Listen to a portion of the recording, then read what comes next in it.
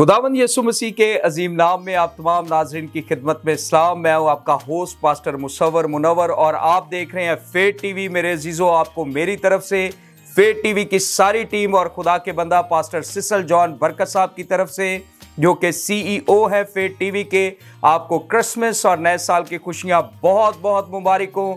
खुदावंद आप सबको बहुत बरकत दे। मेरी दुआ है कि ये क्रिसमस आपकी ज़िंदगी में बरकत, बहाली और खुशहाली का सबब हो और बहुत सारी खुशियों को लेकर आए और खुदावंद की सलामती आप पर ठहरी रहे। और इस क्रिसमस सीज़न में फेथ टीवी लेकर आया आपके लिए क्रिसमस के स्पेशल प्रोग्राम, जिसमें हमारे साथ होते हैं खुदा के मुख्तलिफ खुदाम। हम सुनते हैं उनसे उनकी गवाही और पूछते हैं उनकी खिदमत के बारे में और फिर उनसे सुनते हैं खुदा का कलाम। और आज जो खादिम स्टूडियो में हमारे साथ मौजूद है, उनका नाम बिशप आसिफ जॉन गिल साहब खुदा के खादिम है, रेवलेशन गॉस्पल चर्च मिनिस्ट्रीज के फाउंडर एंड चेयरमैन हैं।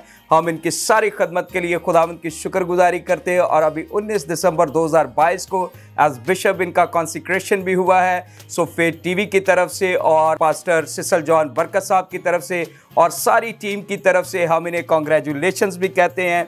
बिशप साहब वेलकम, गॉड ब्लेस यू, खुदावंद आपको बरकत दे और हम आपको दिल की गहराइयों से मुबारकबाद पेश करते हैं। Thank you very much. मैं शुक्रगुजार हूँ पास्टर सिसल जॉन बरकत का, फेथ टीवी का और पास्टर मुसव्वर आपका और एंटायर टीम का, जिन्होंने मुझे आज यहाँ पर दावत दी और आपकी मुबारकबादी के लिए भी शुक्रगुजार। Thank you so much. और मैं शुक्रगुजार हूँ कि खुदा ने मुमकिन किया कि मैं नेक्स्ट अगले दर्जात में दाखिल हो सकूँ। Praise God. और खुदा के नाम की गवाही के लिए इस्तेमाल हो सके। आमीन आमीन। सो नाज़रीन, हम खुदावंद की शुक्रगुजारी करते हैं कि खुदावंद अपने खुदाम को डे बाय डे बढ़ाता है, वो ग्रो करते हैं, आगे बढ़ते हैं। हम इनकी सारी खदमत के लिए खुदावंद की शुक्रगुजारी करते हैं। और अभी इससे पहले कि हम खुदा के खादम के साथ गुफ्तगू के सिलसिले को शुरू करें, हम प्रोग्राम का आगाज़ एक दुआ से करेंगे। मेरी गुजारिश होगी बिशप आसिफ साहब दुआ में रहनुमाई करेंगे। आसमान और ज़मीन के खुदा कादिर मुतलक बाप, हम यस्सु के नाम से तेरी शुक्रगुजारी करते हैं। तू जो पाक, कदूस और अबदी जलाली है, खुदा हम शुक्रगुजार हूँ। खुदा इस मौका के लिए, ख़ासकर पास्टर सिसल जॉन बरकत के लिए, फेथ टीवी के लिए, उनके एंटायर टीम के लिए और खुदावंद फेथ चैनल के लिए शुक्रगुजारी करता हूँ। खुदावंद के ये डिस्ट्रीब्यूशन चैनल बहुत से लोगों की ज़िंदगियों में बरकत का बायस है और मैं दुआ करता हूँ खुदावंद के ये इसी तौर पर फेथ टीवी दूसरों के लिए खुदावंद सरफराजी, तरक्की और रूहानी बलूगत का बायस ठहरे। यीशु मसीह के नाम से आमीन आमीन। सो नाज़रीन, हम गुफ्तगू के सिलसिले को शुरू करेंगे और क्रिसमस सीज़न है, हर तरफ खुशी का माहौल है। क्रिसमस के आते ही घर सज जाते हैं, चर्च सज जाते हैं, मॉल सज जाते हैं और क्रिसमस की खुशियाँ ना सिर्फ एक शहर में, एक खत्ते में, बल्कि पूरी दुनिया में सेलिब्रेट की जाती हैं, जो कि इस बात की तरफ इशारा है कि ये कोई आम पैदाइश नहीं है, बल्कि ये बादशाहों के बादशाह और खुदावंदों के खुदा की पैदाइश है। ये वो दिन है जिस दिन खुदावंद यीशु मसीह की पैदाइश को सेलिब्रेट किया जाता है। और खुदावंद यीशु मसीह जो बादशाहों का बादशाह है, निजात दहिंदा है, वो निजात दहिंदा होकर इस दुनिया में आया। और हम खुदावंद की शुक्रगुजारी करते कि खुदा ने दुनिया से ऐसी मोहब्बत रखी कि अपना इकलौता बेटा बख्श दिया, ताकि जो कोई उस पर ईमान लाए हलाक ना हो बल्कि हमेशा की ज़िंदगी पाए। सो बिशप साहब, मैं पूछना चाहता हूँ कि क्रिसमस सीज़न है, हर तरफ खुशी का समा है और बहुत सारी तैयारियां चर्चेज में, घरों में चल रही हैं। आप बताएं कि क्रिसमस की तैयारियां आपके चर्च में और घर में किस तौर पे चल रही हैं? खुदा का शुक्र करते हैं 2022 के क्रिसमस के लिए, जो खुदा ने मुमकिन किया कि हम सब लोग मिलकर सेलिब्रेट कर सकें। और क्रिसमस के हवाले से जैसे आप जानते हैं, हर तरफ गहमा गहमी है, खुशियाँ हैं और घर जो है वो डेकोरेट हो रहे हैं, पेंट किए जा रहे हैं। सो उसी तरह सेम लाइक दैट मेरे चर्च में भी तैयारियां जो है वो हो रही हैं जी। और चर्च को डेकोरेट किया जा रहा है और मिनिस्ट्री के तमाम चर्चेज जो है वो एक्टिव हैं इस क्रिसमस को मनाने के लिए। और अंदरूनी एक शादमानी और अंदरूनी एक खुशी है। और मैं समझता हूँ कि क्रिसमस की रूट या क्रिसमस की जो स्पिरिट है वो ये है कि हम बजाय के फॉर्मेलिटी में जाकर क्रिसमस मनाएं, हम रियलिटी में क्रिसमस मनाएं। और रियलिटी ये है कि खुदा का रूह हमारी ज़िंदगियों में हो और एक अंदरूनी शादमानी हमारी ज़िंदगियों में हो, ताकि हम भरपूर तौर पर बिना बुनियादी चीज़ों को देखे, उन पर निगाह किए, उनकी ज़रूरत को महसूस किए हुए सिर्फ क्रिसमस पर निगाह करें, क्योंकि क्रिसमस हमारे लिए यीशु मसीह है, और जब यीशु मसीह हमारे साथ है तो फिर तैयारियां, खुशियां और ज्यादा दुबाला हो जाती हैं। वंडरफुल बिशप साहब, नो क्रिसमस विदाउट क्राइस्ट, मसीह के बगैर कोई क्रिसमस नहीं है। और स्पिरिचुअल जॉय की बात की बिशप साहब ने कि हमारी जो खुशी है वो दुनिया की चीज़ों से नहीं बल्कि रूहानी खुशी होनी चाहिए, खुदा के रूह के वसीला जो खुशी मिलती है। सो बिशप साहब, मैं पूछना चाहता हूँ कि आप कब और कैसे खुदावंद यीशु मसीह के पास आए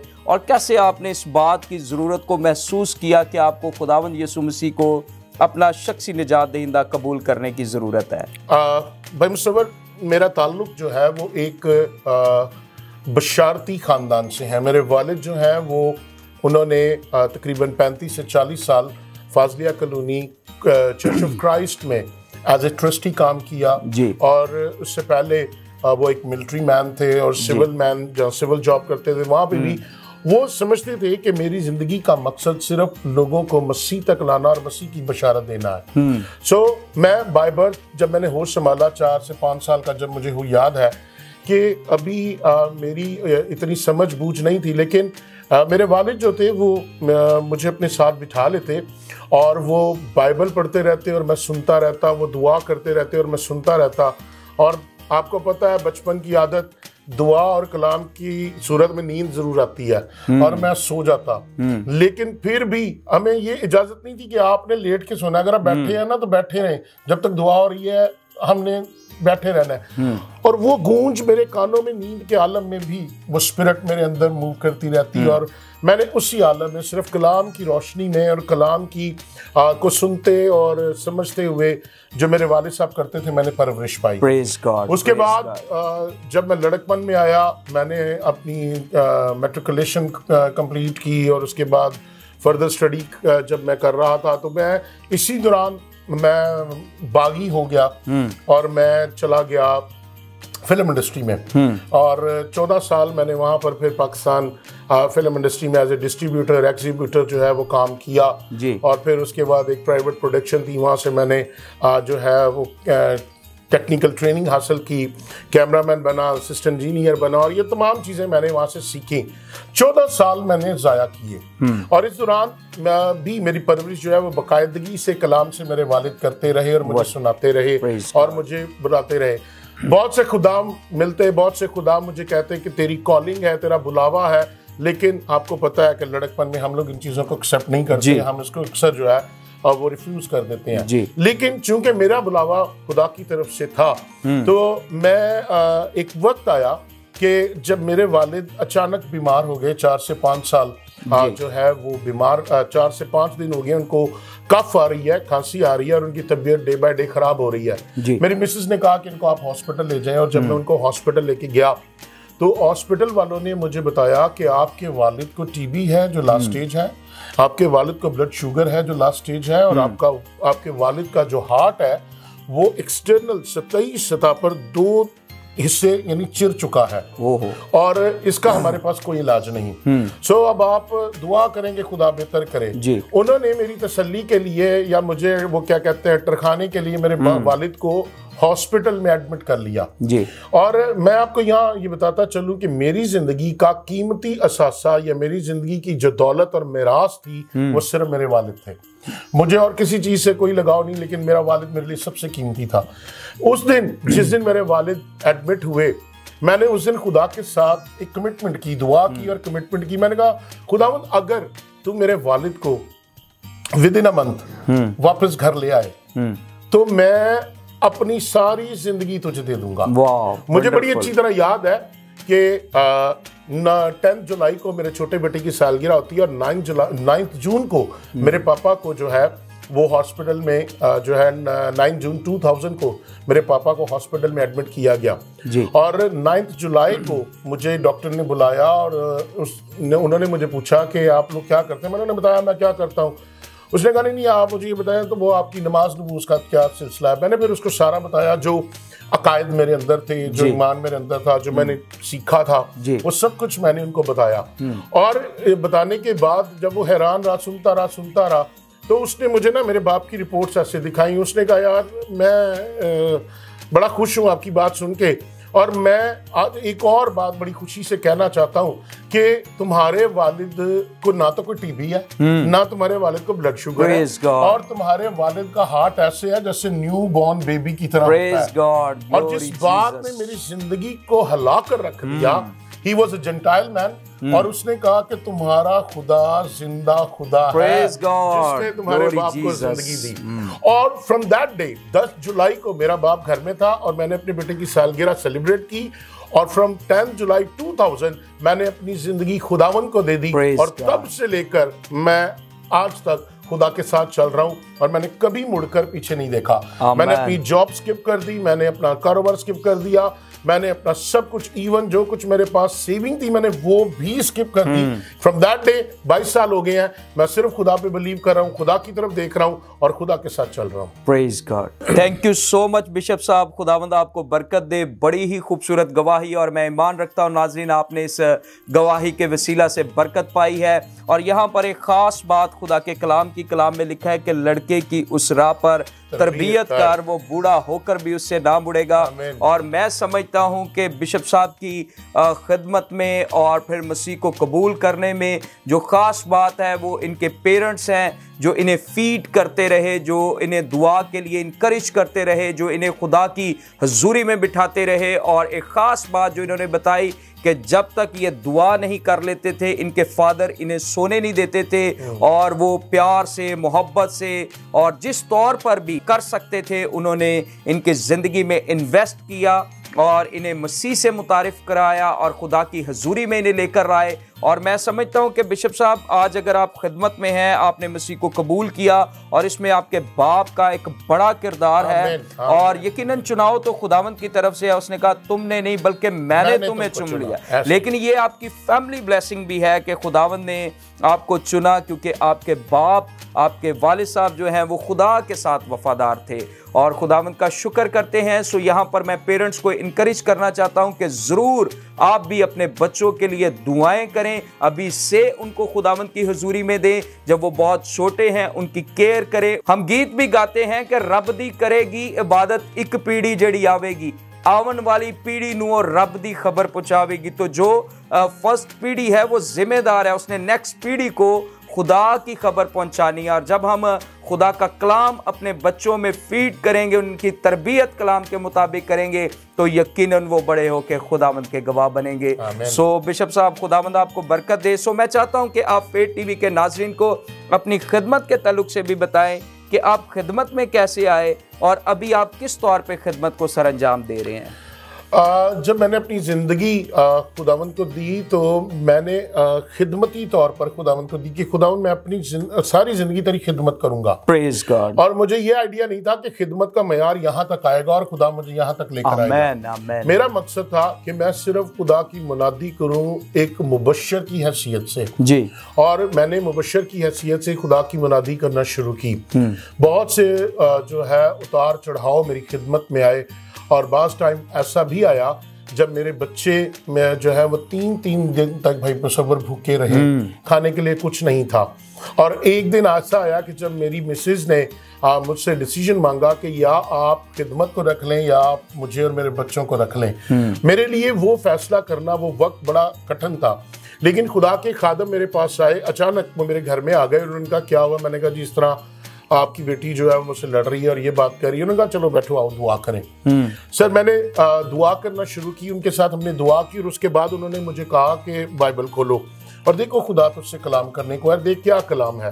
मैंने मुसव्वर भाई बाइबल खोली और मेरे सामने यूहन्ना की अंजील उसका 15वां बाब और उसकी 5वीं आयत का दूसरा हिस्सा जी। और मैं आपको बताऊं कि जितनी चौड़ाई बाइबल की है इतना बड़ा फाउंट मेरे सामने था और लिखा हुआ था कि तू मुझसे जुदा होकर कुछ नहीं कर सकता। उसी घड़ी मैंने अपनी बीवी को कहा कि खुदा ने मुझे जवाब दे दिया, अब अगर तू जाना चाहती है, बच्चे ले जाना चाहती है तो ले जा, क्योंकि खुदा ने मुझे कहा कि मुझसे जुदा होकर तो फिर भी अपने बच्चों को रोटी नहीं खिला सकेगा, तो फिर भी अपने खानदान को नहीं पाल सकेगा, तो मेरे साथ जुड़ा रहा। और 22 साल हो गए हैं मैंने अपनी जिंदगी में इस चीज को देखा, और 22 सालों से मैं सिर्फ सेल्फ डिपेंडेंट खिदमत कर रहा हूँ और खुदा का शुक्र है। एक वक्त, और मैं आपको बताता चलूँ कि जब मैंने खिदमत का आगाज़ किया उस वक्त मैं 14 लाख के कर्ज के नीचे था। और मेरे रिश्तेदार, मेरे दोस्त अहबाब मुझे कहते थे पागल हो गया कि 14 लाख का कर्जा है तो 10-10 रुपये इकट्ठे करेगा तो किवें लाएगा। और यहाँ पर मैं यीशु मसीह के नाम को जलाल और उसकी जिंदा गवाही देना चाहता हूँ कि 14 लाख का कर्जा with in 2 years, I don't know कि कहाँ से आया, किसने दिया, कैसे हुआ। 2 साल में वो 14 लाख का कर्जा मेरी जिंदगी से उतर गया और खुदा ने मुझे आजाद कर दिया। और मैंने ये सीखा कि मुझे खुदा पर डिपेंड करना है। जिसने मुझे बुलाया वो मेरी जरूरतों को भी जानता है, जिसने मुझे खड़ा किया वो मेरे राह को भी जानता है, जो मुझे अपने लिए इस्तेमाल कर रहा है वो मेरे खानदान की नीड्स को भी पूरा करना चाहता है। सो मुझे और आपको आज ये बात सीखने की जरूरत है। जितने नाज़रीन फेथ टीवी को देख रहे हैं उनको ये सीखने की जरूरत है, डिपेंड ऑन गॉड, खुदा पर भरोसा करें, 100% खुदा पर भरोसा करें। मैंने अपनी खिदमत का आगाज़ किया, एक वक्त आया मैं घर का किराया नहीं दे सका 6 महीने से, और मेरे मालिक मकान ने मेरे घर पर ताला लगा दिया, सिर्फ कपड़े में थोड़े से दिए और सारा सामान उन्होंने बंद कर दिया।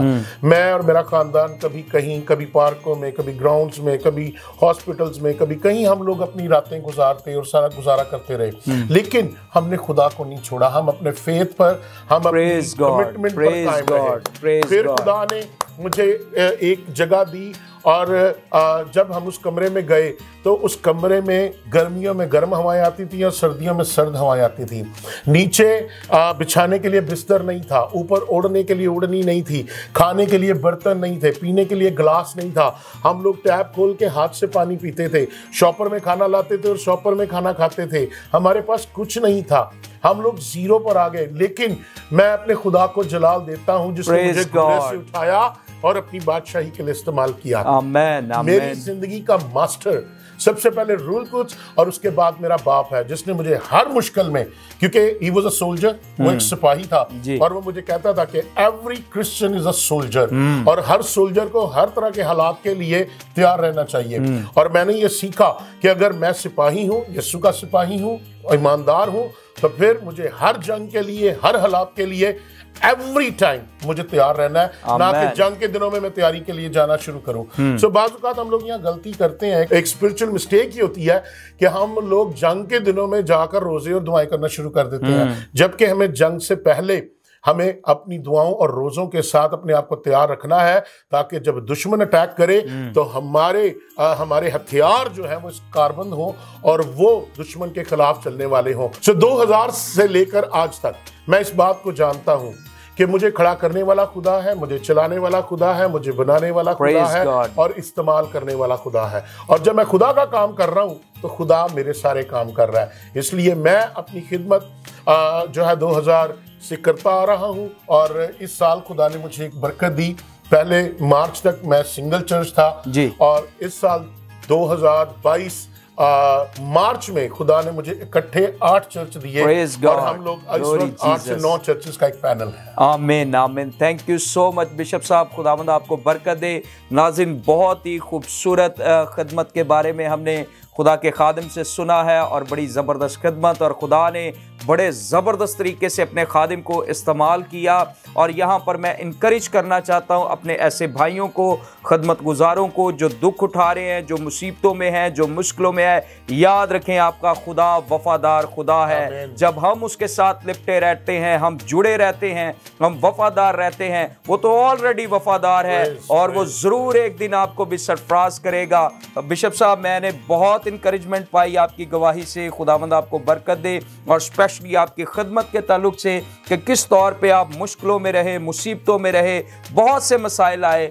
लेकिन आपने खुदावंद की खिदमत को नहीं छोड़ा, और आखिरकार खुदावंद ने आपको सरफराज किया। खुदा के कलाम में लिखा है कि उसके हाथ के नीचे फरोतनी से रहे, वो तुझे वक्त पर सर बुलंद करेगा। सो नाज़रीन, अभी वक्त हुआ जाता है कि हम सुने खुदा के कलाम को।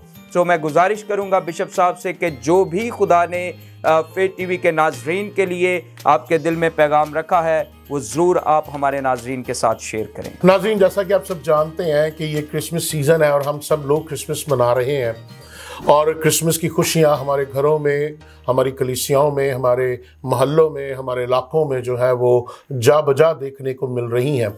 यहाँ पर आज मैं एक बात कहना चाहूँगा फेथ टीवी की वसातत से।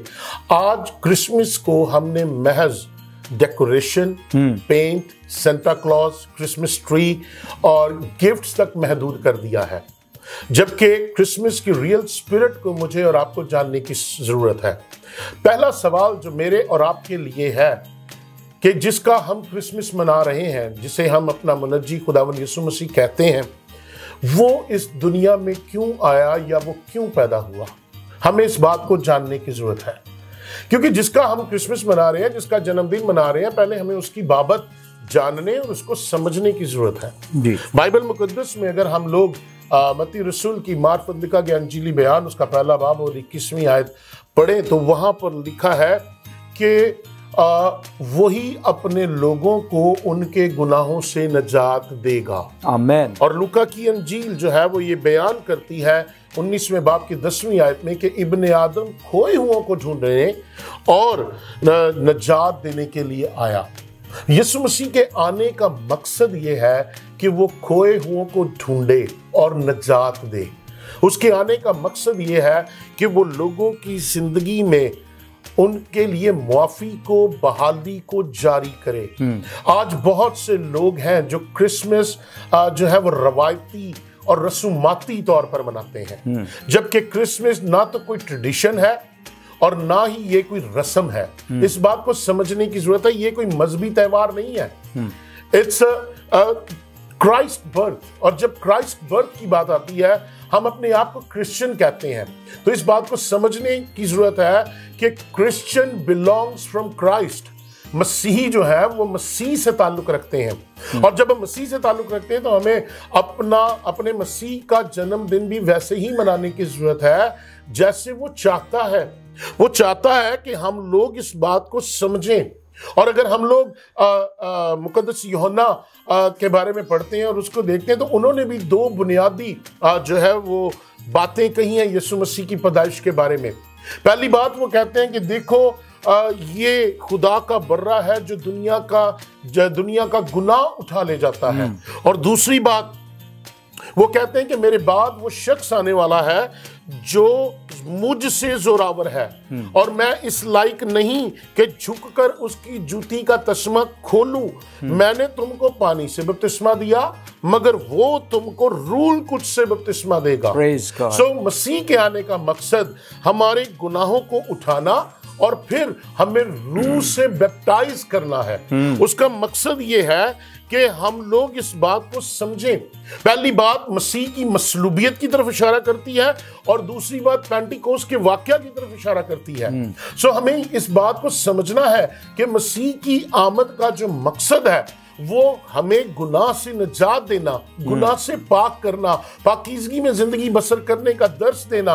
और उसने ये हमें करके दिखाया बतौर इंसान, बतौर बशरियत। उसने प्रैक्टिकल हमें ये करके दिखाया कि एक इंसान अगर चाहे तो वो खुदा की हजूरी में रहकर हर तरह के गुनाह से बच सकता है, वो गुनाह को तर्क कर सकता है, वो खुदा के साथ चलकर अपनी वफादारी और दयानतदारी को जाहिर कर सकता है। वो उसने हमें प्रैक्टिकल करके दिखाया कि अगर हम अपने बाप की मर्जी को पूरा करेंगे तो ही हम बाप की नजर में जो है वो मुबारक भी ठहरेंगे। आमीन। आज क्रिसमस मनाया जाता है रवायती अंदाज में, रसूमाती अंदाज में।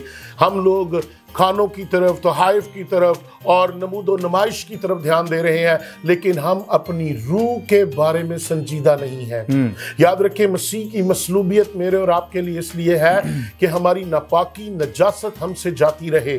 और दूसरा काम, उसने रूल कुछ से हमें भर दिया। खुदा के कलाम में लिखा, यीशु मसीह ने आसमान पर जाने से पहले यूहन्ना की अंजील में यह फरमाया है कि मैं जाता हूं ताकि जाकर तुम्हारे लिए एक मददगार भेजूं, यानी रूहे हक, जिसे दुनिया नहीं जानती और ना हासिल कर सकती है, मगर तुम जानते हो। आप जानते हैं, फेथ टीवी के नाज़रीन जानते हैं, क्योंकि वो आपके साथ है और आपके अंदर है। और वो इसलिए आपके अंदर है ताकि आप खुदा की मर्जी को, बाप की मर्जी को पूरा करें। इस क्रिसमस पर आप अपने आप को चेक करें, आप कौन सा क्रिसमस मना रहे हैं, रवायती, रस्मी या रूस से मामूर। हमारा क्रिसमस मनाना महज एक रस्म ना रह जाए, बल्कि हमारा क्रिसमस हो कि हमने फिर से रूह की ताजगी को हासिल कर लिया, हमने फिर से पाक रूह को अपनी जिंदगी में मौका दिया ताकि वो फिर हमें रिफ्रेश करे, रिस्टोर करे। और याद रखें, हम जैसे जैसे पाक रूह को मौका देते जाएंगे वो और ज्यादा पाकीज़गी के मेयार को हमारी जिंदगी में बढ़ाता चला जाएगा। और जिस कदर हम रूह के ताबे होते चले जाएंगे, हमारा क्रिसमस उतना ही खूबसूरत होता चला जाएगा। खुदा के कलाम में लिखा है, यूहन्ना की अंजील को 3 को अगर पढ़े, कि खुदा ने इस जहान से ऐसी मोहब्बत रखी कि उसने अपना इकलौता बेटा दे दिया ताकि जो कोई उस पर ईमान लाए वो हलाक ना हो बल्कि हमेशा की जिंदगी पाए। मुझ पर से और आप पर से हलाकत को हटा दिया गया, खत्म कर दिया गया और हमें जिंदगी में दाखिल कर लिया गया। अब वक्त है कि मैं और आप इस बात को जाने कि जो पहले आया था अब वो दोबारा आने वाला है। आमीन। अब जब वो दोबारा आने वाला है तो वो एक ऐसा शख्स, ऐसी कलीसिया चाहता है जो रूह से मामूर हो, उसकी वफादार हो, उसके ताबेदार हो। तो मेरी बहनों, मेरे भाइयों, आइए इस क्रिसमस पर अपनी स्पिरिट को चेंज करें, रवायती स्पिरिट को छोड़ें, ट्रेडिशनल स्पिरिट्स को छोड़ें और होली स्पिरिट को मौका दें ताकि पाक रूह के ताबे रहकर पाक रूह की मर्जी से हम लोग क्रिसमस मनाएं और अपनी मोहब्बत दूसरों में शेयर करें ताकि बहुत से लोग मसीह को जानकर उस पर ईमान लाकर हमेशा की जिंदगी पाए। खुदावंद इस कलाम के वसीले आप सबको बरकत दे। आमीन आमीन। Thank you very much bishop साहब, खुदावंद आपको बरकत दे। बड़ा ही खूबसूरत पैगाम, और मैं ईमान रखता हूँ नाज़रीन आपने इस पैगाम के वसीला बरकत पाई है। मेरी दुआ है कि ये कलाम आपकी ज़िंदगी में जड़ पकड़े, आप खुदावंद में तामीर होते चले जाएं और उसके लिए बहुत सा फल लाएं। सो मेरे अजीज़ों, प्रोग्राम का वक्त ख़त्म हुआ जाता है, लेकिन इससे पहले कि मैं आपसे इजाज़त चाहूँ, मैं खुदा के खादिम का शुक्रिया अदा करना चाहता हूँ। बिशप साहब, थैंक यू सो मच। खुदावंद आपको बरकत दे। आप फेथ टीवी स्टूडियो में आए और इस खूबसूरत प्रोग्राम में आप हमारे साथ शामिल हुए। खुदावंद आपको बरकत दे और ज़्यादा अपने जलाल के लिए इस्तेमाल करें। सो नाज़रीन, खुदावंद आपको भी बहुत ज़्यादा बरकत दे। मेरी गुजारिश है, फेथ टीवी यूट्यूब चैनल को सब्सक्राइब करें, दोस्तों के साथ शेयर करें, देखते रहें faith TV. God bless you all.